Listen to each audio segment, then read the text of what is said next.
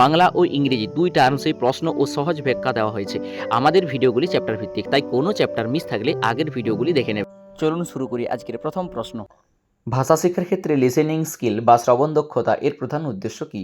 Option A কেবল ব্যাকরণ মুখস্থ করানো, বি শুধুমাত্র বানান শেখানো, সি ভাষা বুঝতে ও অর্থ গ্রহণ করতে সাহায্য করা, ডি শুধু রচনা লেখার দক্ষতা বৃদ্ধি করা। সঠিক উত্তর হবে অপশন সি ভাষা বুঝতে ও অর্থ গ্রহণ করতে সাহায্য করা। শ্রবণ দক্ষতা ভাষা শিক্ষার প্রথম ধাপ। শিশু প্রথমে শোনে, তারপর বোঝে, এরপর বলতে শিখে এবং শেষে পড়া ও লেখা শেখে। এখানটা একটু মনে রাখুন, ফার্স্ট লিসেনিং, তারপর স্পিকিং, তারপর রিডিং এবং শেষে রাইটিং, অর্থাৎ LSRW। পরীক্ষায় এভাবে প্রশ্ন আসতে পারে যে LSRW এর প্রথম দক্ষতা কি? উত্তর লিসেনিং। ভাষা অর্জনের প্রথম ধাপ কি? উত্তর শ্রবণ। নেক্সট 2। নিচের কোনটি স্পিকিং স্কিল বা বক্তব্য প্রকাশের মূল বৈশিষ্ট্য?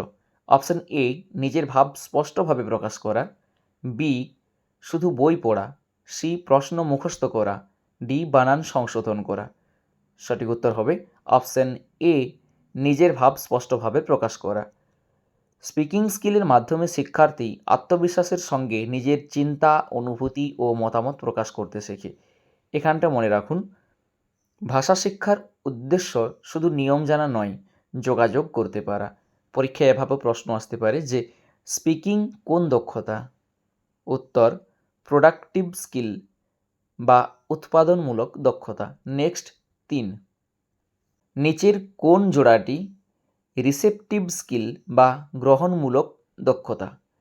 অপশন এ স্পিকিং ও রাইটিং, বি রিডিং ও রাইটিং, সি লিসেনিং ও স্পিকিং, ডি লিসেনিং ও রিডিং। সঠিক উত্তর হবে অপশন ডি লিসেনিং ও রিডিং। রিসেপটিভ স্কিল হলো যে দক্ষতার মাধ্যমে ভাষা গ্রহণ করা হয়, আর স্পিকিং ও রাইটিং হলো প্রোডাক্টিভ স্কিল। এখানটা ভালো করে মনে রাখুন, রিসেপটিভ সমান লিসেনিং এবং রিডিং, প্রোডাক্টিভ সমান স্পিকিং এবং রাইটিং। পরীক্ষায় এভাবে প্রশ্ন আসতে পারে প্রোডাক্টিভ স্কিল কয়টি? উত্তর 2টি। নেক্সট 4। যোগাযোগমূলক ভাষা শিক্ষায় কমিউনিকেটিভ ল্যাঙ্গুয়েজ টিচিং অর্থাৎ CLT ব্যাকরণের ভূমিকা কী? অপশান এ শুধু অনুবাদ শেখানো, বি যোগাযোগকে কার্যকর করা, সি শুধু নিয়ম মুখস্থ করানো, ডি শুধু পরীক্ষা পাস করানো। সঠিক উত্তর হবে অপশান বি যোগাযোগকে কার্যকর করা। CLT এ ব্যাকরণ শেখানো হয় বাস্তব জীবনের ভাষা ব্যবহারের জন্য, শুধু নিয়ম মুখস্থ করার জন্য নয়। এখানটা মনে রাখুন, গ্রামার হলো যোগাযোগের মাধ্যম, উদ্দেশ্য নয়। পরীক্ষায় এভাবে প্রশ্ন আসতে পারে যে CLT এর মূল লক্ষ্য কী? উত্তর কার্যকর যোগাযোগ বা ইফেক্টিভ কমিউনিকেশন। নেক্সট 5। নিচের কোনটি গ্রামার শেখানোর আধুনিক উদ্দেশ্য? অপশন এ শুধু সংজ্ঞা মুখস্থ করানো, বি কেবল সন্ধি শেখানো, সি ভাষার সঠিক ও অর্থপূর্ণ ব্যবহার শেখানো, ডি শুধু সমাজ শেখানো। সঠিক উত্তর হবে অপশন সি ভাষা সঠিক ও অর্থপূর্ণ ব্যবহার শেখানো। আধুনিক ভাষা শিক্ষায় ব্যাকরণকে ব্যবহারিক ভাষা শিক্ষার অংশ হিসেবে শেখানো হয়। এখানটা মনে রাখুন, গ্রামার ইন কনটেক্সট সমান প্রসঙ্গভিত্তিক ব্যাকরণ শিক্ষা। পরীক্ষায় এভাবে প্রশ্ন আসতে পারে যে আধুনিক গ্রামার টিচিংয়ের বৈশিষ্ট্য কী? উত্তর কনটেক্সট বেসড লার্নিং বা প্রসঙ্গভিত্তিক শিক্ষা। নেক্সট 6। শিশু প্রথম ভাষা কিভাবে অর্জন করে?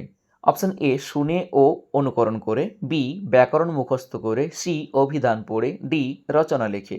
সঠিক উত্তর হবে অপশন এ শুনে ও অনুকরণ করে। শিশুর ভাষা অর্জনের স্বাভাবিক প্রক্রিয়া হলো শোনা, অনুকরণ করা, বলা এবং ধীরে ধীরে ভাষা ব্যবহার করা। এখানটা মনে রাখুন যে ল্যাঙ্গুয়েজ অ্যাকুইজিশন বা ভাষা অর্জনের ভিত্তিই হলো লিসেনিং। পরীক্ষায় এভাবে প্রশ্ন আসতে পারে যে শিশু ভাষা শেখার প্রথম উপায় কী? উত্তর অনুকরণ। বা ইমিটেশন। নেক্সট 7, শ্রেণীকক্ষে লিসেনিং স্কিল উন্নয়নের জন্য কোন কার্যক্রমটি সবচেয়ে উপযোগী? অপশন এ, শুধু নোট মুখস্থ করানো, বি, শুধু ব্যাকরণ লিখতে দেওয়া, সি, শুধু বানান লিখতে দেওয়া, ডি, গল্প শুনিয়ে প্রশ্ন করা। সঠিক উত্তর হবে অপশন ডি, গল্প শুনিয়ে প্রশ্ন করা। গল্প, অডিও, কবিতা বা কথোপকথন শুনিয়ে প্রশ্ন করলে শিক্ষার্থীর মনোযোগ, বোঝার ক্ষমতা এবং শ্রবণ দক্ষতা বাড়ে। এখানটা মনে রাখুন, লিসেনিং স্কিল উন্নয়নে অডিও বেসড অ্যাক্টিভিটিস অত্যন্ত কার্যকর। পরীক্ষায় এভাবে প্রশ্ন আসতে পারে, লিসেনিং স্কিল মূল্যায়নের সহজ উপায় কি? উত্তর, শুনে প্রশ্নের উত্তর দেওয়া। নেক্সট 8, ভাষা শিক্ষায় গ্রামারের সর্বাধিক গ্রহণযোগ্য ভূমিকা কোনটি? শুধু সংজ্ঞা শেখানো, বি, সঠিক ও কার্যকর ভাষা ব্যবহারে সহায়তা করা, সি, কেবল পরীক্ষা পাস করানো, ডি, শুধু নিয়ম মুখস্থ করানো। সঠিক উত্তর হবে অপশান বি, সঠিক ও কার্যকর ভাষা ব্যবহারে সহায়তা করা। ব্যাকরণ ভাষার কাঠামো বোঝায়, কিন্তু তার প্রকৃত উদ্দেশ্য হল বাস্তব যোগাযোগে ভাষাকে সঠিক ও অর্থবহভাবে ব্যবহার করতে সাহায্য করা। এখানটা মনে রাখুন, communication first, grammar supports communication. পরীক্ষায় এভাবে প্রশ্ন আসতে পারে, গ্রামারের চূড়ান্ত লক্ষ্য কী? কার্যকর ভাষা ব্যবহার বা effective language use. Next statement ভিত্তিক। স্টেটমেন্ট 1-এ আছে, ভাষা শিক্ষায় শ্রবণ দক্ষতা বা লিসেনিং স্কিলই হল অন্যান্য ভাষাগত দক্ষতার ভিত্তি। স্টেটমেন্ট 2-তে আছে, কার্যকরভাবে কথা বলতে হলে আগে মনোযোগ দিয়ে শুনতে জানতে হয়। এই যে দুটো স্টেটমেন্ট আছে সেগুলো দেখে নিই কোনটা সঠিক আর কোনটা ভুল। অপশান এতে আছে, স্টেটমেন্ট 1 সঠিক কিন্তু স্টেটমেন্ট 2 ভুল। বিতে আছে, উভয়ই সঠিক কিন্তু স্টেটমেন্ট 2 স্টেটমেন্ট 1-এর ব্যাখ্যাটা নয়, যে ব্যাখ্যাটা দেওয়া হয়েছে। সিতে আছে কি না, স্টেটমেন্ট 1 ভুল কিন্তু স্টেটমেন্ট 2টা সঠিক। আর স্টেটমেন্ট ডিতে আছে, স্টেটমেন্ট 1 ও স্টেটমেন্ট 2 উভয়ই সঠিক এবং স্টেটমেন্ট 1-এর সঠিক ব্যাখ্যা। সঠিক উত্তর হবে অপশান ডি, স্টেটমেন্ট 1 ও স্টেটমেন্ট 2 উভয়ই সঠিক এবং স্টেটমেন্ট 2 স্টেটমেন্ট 1-এর সঠিক ব্যাখ্যা। অর্থাৎ যে দুটো স্টেটমেন্ট দেওয়া হয়েছে সেই স্টেটমেন্টগুলো দুটোই সঠিক। লিসেনিং হলো ভাষা অর্জনের প্রথম ধাপ। একজন ভালো বক্তা হতে গেলে আগে ভালো শ্রোতা হতে হয়। তাই লিসেনিং স্কিলই অন্যান্য ভাষাগত দক্ষতার ভিত্তি। এখানটা একটু মনে রাখুন যে LSRW এর সঠিক ক্রমটি হলো প্রথমে লিসেনিং, তারপর স্পিকিং, এরপর রিডিং এবং লাস্টে রাইটিং। পরীক্ষায় এভাবে প্রশ্ন আসতে পারে, ভাষা শিক্ষার প্রথম দক্ষতা কোনটি? First, listening. LSRW এর পূর্ণ রূপ কি? Listening, speaking, reading, writing. Next 10, যোগাযোগমূলক ভাষা শিক্ষায় বা কমিউনিকেটিভ ল্যাঙ্গুয়েজ টিচিংয়ে ব্যাকরণ শেখানোর সবচেয়ে কার্যকর উপায় কোনটি? অপশান এ, শুধুমাত্র ব্যাকরণে সংজ্ঞা মুখস্থ করানো, বি, বাস্তব জীবনের ভাষা ব্যবহারের মাধ্যমে ব্যাকরণ শেখানো, সি, শুধু অনুবাদ অনুশীলন করানো, ডি, কেবল নিয়ম লিখিয়ে নেওয়া। সঠিক উত্তর হবে অপশান বি, বাস্তব জীবনের ভাষা ব্যবহারের মাধ্যমে ব্যাকরণ শেখানো। যোগাযোগমূলক ভাষা শিক্ষায় ব্যাকরণকে আলাদা বিষয় হিসেবে নয়, ভাষা ব্যবহারের মধ্য দিয়েই শেখানো হয়। এখানটা মনে রাখুন, গ্রামার ইন কনটেক্সট সমান বাস্তব প্রসঙ্গে ব্যাকরণ শিক্ষা। পরীক্ষায় এভাবে প্রশ্ন আসতে পারে যে CLT-তে গ্রামার কিভাবে শেখানো হয়? উত্তর, কনটেক্সট এর মাধ্যমে। নেক্সট 11, নিচের কোনটি স্পিকিং স্কিল মূল্যায়নের উপযুক্ত পদ্ধতি? অপশন এ, শুধু লিখিত পরীক্ষা, বি, শুধু বানান পরীক্ষা, C, role play, pair work ও গ্রুপ ডিসকাশন, ডি, শুধু ব্যাকরণ পরীক্ষা। সঠিক উত্তর হবে option C, role play, pair work ও গ্রুপ ডিসকাশন। স্পিকিং স্কিল মূল্যায়নের জন্য শিক্ষার্থীকে বাস্তব পরিস্থিতিতে কথা বলার সুযোগ দিতে হবে। এখানটা মনে রাখুন, স্পিকিং স্কিলের মূল্যায়নে পারফরম্যান্স বেসড হওয়া উচিত। পরীক্ষায় এভাবে প্রশ্ন আসতে পারে যে স্পিকিং স্কিল মূল্যায়নের কার্যকর কৌশল কি? উত্তর, রোল প্লে। নেক্সট 12, ভাষা শিক্ষায় গ্রামারের মূল উদ্দেশ্য কি? অপশন এ শুধু নিয়ম মুখস্থ করানো, বি শুধু পরীক্ষার নম্বর বাড়ানো, সি শুদ্ধ অর্থবহ ও কার্যকর ভাষা ব্যবহার নিশ্চিত করা, ডি শুধু শব্দার্থ শেখানো। সঠিক উত্তর হবে অপশন সি শুদ্ধ অর্থবহ ও কার্যকর ভাষা ব্যবহার নিশ্চিত করা। ব্যাকরণ শেখানোর উদ্দেশ্য কেবল নিয়ম জানা নয়, বরং সেই নিয়ম ব্যবহার করে সঠিকভাবে যোগাযোগ করতে পারা। এখানটা মনে রাখুন, grammar supports communication, not memorisation. পরীক্ষায় এভাবেও প্রশ্ন আসতে পারে, ব্যাকরণ শিক্ষার প্রধান লক্ষ্য কী? উত্তর কার্যকর ভাষা ব্যবহার। নেক্সট 13, নিচের কোন বক্তব্যটি যোগাযোগ ভিত্তিক ভাষা শিক্ষার বা কমিউনিকেটিভ ল্যাঙ্গুয়েজ টিচিং নীতির সঙ্গে সামঞ্জস্যপূর্ণ? অপশন এ শিক্ষার্থীদের শুধুমাত্র ব্যাকরণের নিয়ম মুখস্থ করানো, বি ভাষাকে বাস্তব যোগাযোগের মাধ্যমে শেখানো, সি প্রতিদিন শুধুমাত্র লিখিত অনুশীলন করানো, ডি কেবল পাঠ্য বই পড়ার উপর জোর দেওয়া। সঠিক উত্তর হবে অপশন বি ভাষাকে বাস্তব যোগাযোগের মাধ্যমে শেখানো। যোগাযোগ ভিত্তিক ভাষা শিক্ষার মূল উদ্দেশ্য হল বাস্তব পরিস্থিতিতে ভাষা ব্যবহার করার দক্ষতা গড়ে তোলা।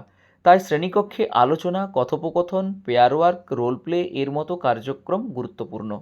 এখানটা মনে রাখুন, কমিউনিকেটিভ ল্যাঙ্গুয়েজ টিচিং বা সিএলটি এর মূল লক্ষ্যই হল ইফেক্টিভ কমিউনিকেশন বা কার্যকর যোগাযোগ।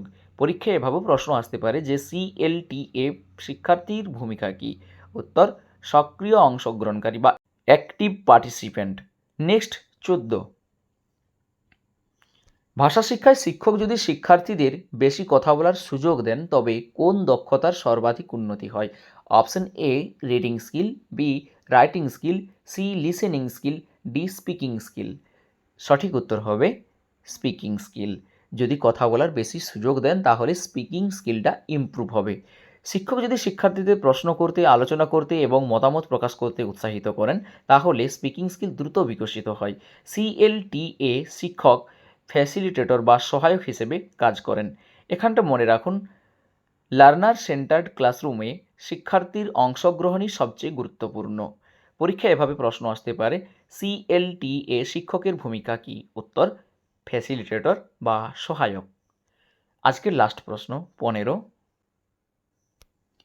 নিচের কোন কার্যক্রমটি লিসেনিং ও স্পিকিং উভয় দক্ষতা একসঙ্গে উন্নত করতে সবচেয়ে কার্যকর? অপশন এ শুধু ব্যাকরণ অনুশীলন, বি শুধু রচনা লেখা, C pair work, role play ও গল্প ভিত্তিক আলোচনা, ডি শুধু বানান লেখা। সঠিক উত্তর হবে option C pair work, role play ও গল্প ভিত্তিক আলোচনা। যেসব কার্যক্রমের শিক্ষার্থীরা আগে শুনে তারপর উত্তর দেয়, আলোচনা করে এবং মতামত প্রকাশ করে, সেগুলো একই সঙ্গে লিসেনিং ও স্পিকিং স্কিল উন্নত করে। এখানটা একটু মনে রাখুন, অ্যাক্টিভিটি বেসড লার্নিং এবং কমিউনিকেটিভ অ্যাপ্রোচ থেকে ডব্লিউবি-টেট নিয়মিত প্রশ্ন আসে।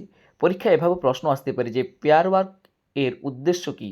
উত্তর যোগাযোগ দক্ষতা বৃদ্ধি। রোল প্লে এর উদ্দেশ্য কী?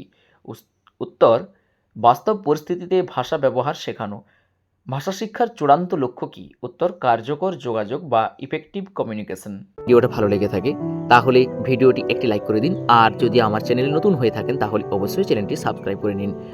আজকের ভিডিওটি এখানে শেষ করছি। যারা ডব্লিউবি-টেট ও সি-টেটের প্রস্তুতি নিচ্ছেন তাদের কাছে একটি অনুরোধ, ভিডিওটি আপনার বন্ধু বান্ধব এবং অন্যান্য পরীক্ষার্থীদের সঙ্গে শেয়ার করে দিন যাতে তারাও উপকৃত হতে পারে। টার্গেট পয়েন্ট নলেজ জন্য মূলত সিডিপি এবং বিভিন্ন বিষয় প্যাডাগজি নিয়ে নিয়মিত চ্যাপ্টার ভিত্তিক ভিডিও আপলোড করা হয়, কারণ টেট পরীক্ষায় এই অংশ থেকে প্রায় 90 নম্বরের প্রশ্ন আসে। নিয়মিত এমন গুরুত্বপূর্ণ ভিডিও পেতে চ্যানেলটি অবশ্যই সাবস্ক্রাইব করে আমাদের সঙ্গে থাকুন। ধন্যবাদ, আবার দেখা হবে পরবর্তী ভিডিওতে।